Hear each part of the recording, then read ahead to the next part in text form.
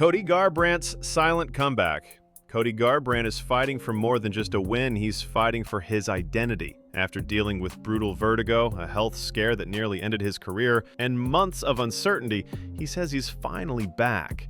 Yeah, I think every fight is, the most important fight of your career. It's either, learning lessons or, you win and you go from there. So it's always a huge implication that, the fight can dictate whether it's a win or a loss. Or so, through the experience that I have to bring in there, I fought in the biggest arenas in the world, the biggest, rivalries, the world champion, I've been there, done that.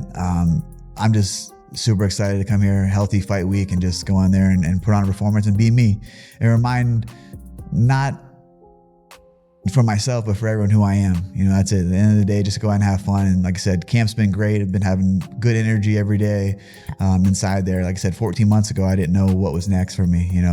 My health was in not good shape, after the Figgy fight. During that, the vertigo came back, and that I was getting ready for the next fight, and fight week vertigo again.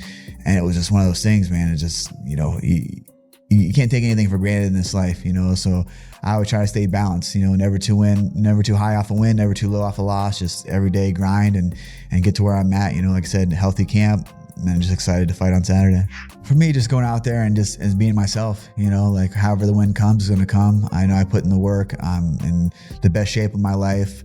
I believe in myself, to the fullest, wherever the fight needs to go, to get the win. So just coming out and victorious, and just remember and having fun in there, because you don't know when your last fight will be. Ankalaev versus Jiri, the pettiest beef in the division. Things just got personal between Magomed Ankalaev and Jiri Prochazka. Jiri posted a vague message on Instagram, something coming, step by step. Ankalaev didn't let it slide. He roasted Jiri on X, mocking him for skipping a title fight to focus on university exams. Yes, your homework. You are a nerd. Jiri shot back instantly. Next homework is you. It's playful on the surface, but underneath? That's real tension. Are we witnessing a mind game before a future title clash, or is Yuri's focus elsewhere entirely? Joaquin Buckley targets Kamaru Usman and the title. Joaquin Buckley thinks one win could change everything. And not just any win, a win over Kamaru Usman this weekend. Buckley believes he's being overlooked in the welterweight division. Right there, I believe with, fighting a person like Kobe Covington, it just proved to everybody that, I'm a dynamic fighter, right? Very versed in not just my striking, but in my grappling as well. He had a very hard time, trying to get me to the ground, and then when he did get me to the ground, we got up every single time, So with that being said, I really feel like, I put myself on notice when it comes to the 170 division, because I don't care what nobody say. Don't nobody say my name, right? Like, everybody wants to talk about these other guys being the boogeyman, but for myself, don't nobody mention my name. But as you see me starting to climb the ranks, right, and fighting these, like interim champion like Kobe, right, former champion in Kamaru Usman, and then the performance that I feel like I'm gonna do on him, it's just like, before you know it, it doesn't even matter about people calling me out or not. They gonna have to fight me because I'm gonna have that belt around my waist pretty soon. I feel like I've always been a fighter to always evolve and always get better. But I really feel like I'm just in a more natural weight class for myself. I've always been talented at 185, but me going down to 170, I really could not cheat myself, right? I had to eat the right things. I had to make sure that I'm working out, every single day in order to get my weight down to a certain weight. But regardless, though, I feel like the talent itself and the skill itself is now put with the discipline, right? And with that discipline and with that commitment that I've been putting towards the game is not going to be matched by anybody else. So I really feel like, anybody that I fight up to this point is going to have a problem with me at 170. Ilia Topuria sends a silent message. Ilia Topuria didn't say much this week. He didn't need to. He dropped a calm, deadly training montage ahead of UFC 317, where he'll fight Charles Oliveira for the vacant lightweight title. The caption? Just 4 words. We are ready. 17-0.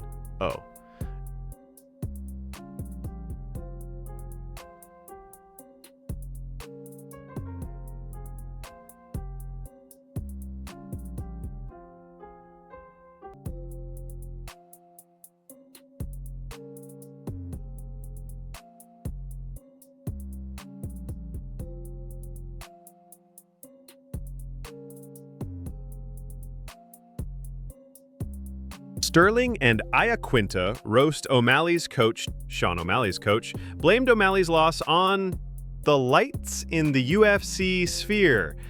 Never good when you hear the lights in the sphere. Yeah, that's the reason for why he didn't perform. Oh, is that what he said? That was one of them. Once you start hearing that, then There's already. listen, even if it is the lights in the 100%. sphere, you don't say that. Don't say that. The lights in the sphere. Yeah, the lights in the sphere were the same for everyone 12 involved. Fights. Everybody fought with the same lights. Nobody complained about the lights. But fans will eat that shit up. But who said that? No, I don't think Tim so. Welch Tim said Welch said that. no. He said that. Brother, I can't help you. And what did the lights have to do to him? But like, how did that affect him versus like? Well, O'Malley. Is that? I'm guessing is that what O'Malley told him? Because that's crazy. I don't think I can even tell my coach. I thought it was crazy when I told people when I fought Jan the first time that I didn't eat, and people were like, "Oh, can I say he didn't eat?" I'm like, no, but that's actually a real thing. Like, but the lights I've But never you were heard. the fighter and you said it. Yeah. But because imagine if Ray or like one of the coaches Yeah, what would was you like, do oh, if Ray said that? After yeah, one no, round? Aljo didn't eat. But that actually happened. Yeah. But imagine if it didn't. Like, do you think O'Malley told him? That's what I'm trying to. Like, I don't the know. lights. O'Malley said If this. that's the case, then yeah, you're in trouble. Like already, like that's what you're thinking about the lights. Like, oh no, like, I mean, again, this is what I liked O'Malley after the fight. I think he had the realization of like, Rob's a mother. he's a mother. He said it's like, yo, this guy's a mother. Mark, No, that he stopped smoking, stopped jerking off or whatever. Yeah, that's gonna help. Are and you crazy? Al, the UFC did not help him. What do you They think? They put him back in there. They should have given him 3 tune-up fights. 100%. They should have said, keep smoking, keep drinking, but wrestle a little bit. And bring in a wrestler. Jay the Peen. Like, you didn't lose that fight to Merab because you jerked off a couple times. The exact moment O'Malley broke. Merab's coach, John Wood, believes there was a clear turning point in the rematch. It wasn't a punch, it was a pickup. When Merab picked him up and slammed him like a child, Wood said. That's when it started. From that moment on, O'Malley couldn't get anything going. He realized it was just like the first fight, but worse. Wood says it was a mental shift, not a physical one. That slam broke more than Sean's posture. It cracked his confidence wide open. O'Malley reflects, happiness is a skill. After the fight, Sean O'Malley didn't lash out. He didn't spiral. He got real. God damn it, we prepared the absolute best we could. Yeah. But at the end of the day, I'm like, that Merab, I feel like was already a different Merab than we fought at the Sphere. Yeah, absolutely.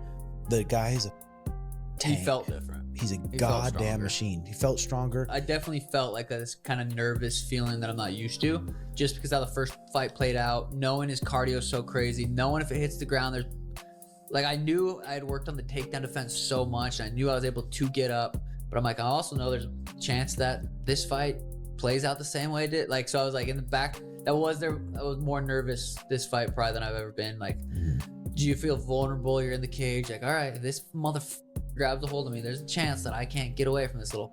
Like, I truly, when I heard that, I was like, damn, that is so true. Happiness is a skill. It's like, so for me to be able to go through something like that, and then the next Sunday rolls around, Monday rolls around, I don't feel sad at all.